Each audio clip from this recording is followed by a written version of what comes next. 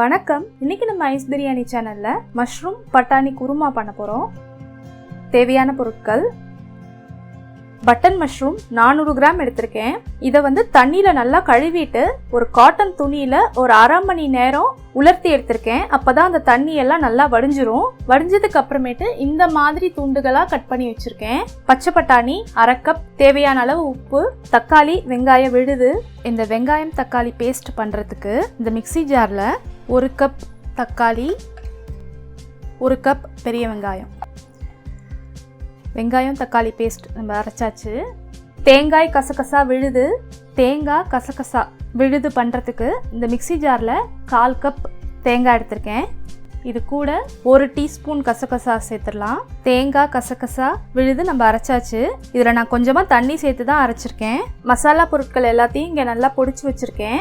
இந்த மசாலா பொடி செய்யறதுக்கு இந்த உரலில் 1 டீஸ்பூன் சோம்பு, 1 டீஸ்பூன் ஜீரகம், 3 ஏலக்காய், 2 இன்ச் அளவு பட்டை 2 துண்டு, ஜாதிபத்திரி ஒரு சின்ன துண்டு, 5 கிராம்பு, ஒரே ஒரு நட்சத்திர சோம்பு, கல்பாசி நான் சும்மா கொஞ்சமாக தான் எடுத்திருக்கேன். இதை நம்ம நல்லா நுணுக்கிக்கலாம். இந்த மசாலா பொருட்கள் எல்லாத்தையும் நம்ம நல்லா நுணுக்கியாச்சு. இங்கே பாருங்கள், கொஞ்சம் ஒன்று பாதியமாக தான் இருக்குது. இதை வறுக்க தேவையில்லை, இப்படியே நுணுக்குனா போதுமானது. ஒரு மீடியம் சைஸ் பெரிய வெங்காயத்தை இந்த மாதிரி நீல வாக்கில் அரிஞ்சு வச்சுருக்கேன். 1 பச்சை மிளகாய், 1 பெரிய தக்காளி இங்கே இந்த மாதிரி துண்டுகளாக அரிஞ்சு வச்சுருக்கேன். 1/2 டீஸ்பூன் மிளகாய் தூள், கொத்தமல்லி தூள் 2.5 டீஸ்பூன், கரம் மசாலா 1/2 டீஸ்பூன். இது வீட்லேயே பண்ணது. இதுக்கான லிங்க் நான் கீழே டிஸ்கிரிப்ஷன் பாக்ஸில் கொடுக்குறேன், பாருங்கள். மஞ்சள் தூள் 1/2 டீஸ்பூன், இஞ்சி பூண்டு விழுது 2 டீஸ்பூன், புதினா இலை ஒரு 20 to 25 இலை, கருவேப்பிலை கொஞ்சம், கொத்தமல்லி கொஞ்சம், கடலெண்ணெய் எடுத்து வச்சிருக்கேன். இப்போ நான் அந்த மண் சட்டியில் ஒரு 3 டேபிள் ஸ்பூன் கடலெண்ணெய் சேர்த்துருக்கேன். எண்ணெய் சூடாயிடுச்சு. இதில் இந்த பொடிச்சு வச்சு இந்த பொடியை போடலாம்.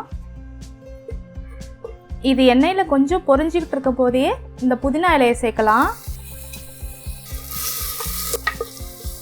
இப்போ இது கொஞ்சம் வதங்கினதுக்கு அப்புறமா இதில் நம்ம வெங்காயத்தையும் பச்சை மிளகாயையும் சேர்த்துறேன். வெங்காயம் ஒரு 1 நிமிஷம் நல்லா வதங்கியிருக்கு. இதில் அடுத்து தக்காளி சேர்க்குறேன். இந்த வெங்காயமும் தக்காளியும் லேசாக வதங்கிக்கிட்டு இருக்கும் போதே இந்த இஞ்சி பூண்டு விழுது சேர்க்குறேன். அரைச்சி வச்சு இந்த தக்காளி வெங்காய விழுதையும் சேர்க்குறேன்.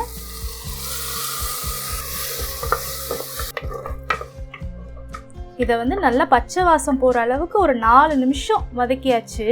அடுத்தது மிளகாய்த்தூள், கொத்தமல்லி தூள், மஞ்சள் தூள், கரம் மசாலா, எடுத்து வச்சிருக்க கொத்தமல்லி இலையிலேருந்து கொஞ்சமாக தூறேன்.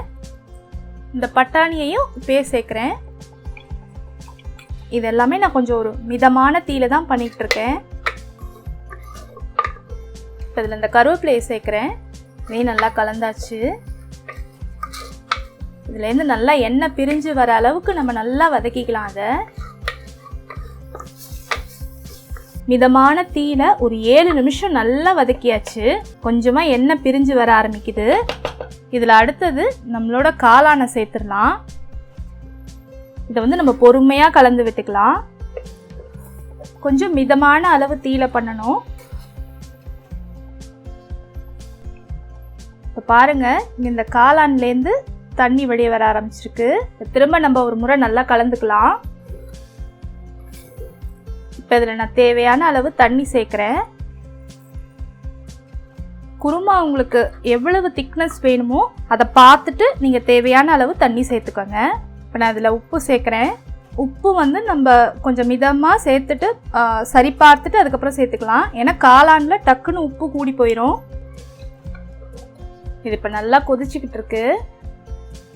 இது இப்போ நல்லா ஒரு 4 நிமிஷம் ஒரு மிதமான தீயில கொதிச்சிருச்சு. இந்த பட்டாணி நல்லா வெந்துருச்சு. காளான் சீக்கிரமாக வெந்துடும். அது ரொம்ப நேரம் வேக விடணுன்ற அவசியம் இல்லை. இதில் இப்போ அடுத்தது இந்த தேங்காய் கசகசா விழுத சேர்த்துடலாம். தேங்காய் சேர்த்ததுக்கப்புறம் ரொம்ப கொதிக்க விட வேண்டாம். இப்போ இதில் மேலே கொஞ்சமாக கொத்தமல்லி இலை தூவுறேன். சுவையான காளான் குருமா அங்கே தயாராகிடுச்சு. இது நான் இன்னைக்கு பூங்கார் அரிசி சாதத்து கூட சர்வ் பண்ணியிருக்கேன். இந்த காளான் பட்டாணி குருமா நீங்களும் செய்து பாருங்கள். செய்து பார்த்துட்டு உங்களோட கருத்துக்கள் என்னோட பகிர்ந்துக்கங்க. ஐஸ் பிரியாணி சேனலை மறக்காமல் சப்ஸ்கிரைப் பண்ணுங்கள், லைக் பண்ணுங்கள், ஷேர் பண்ணுங்கள். நன்றி.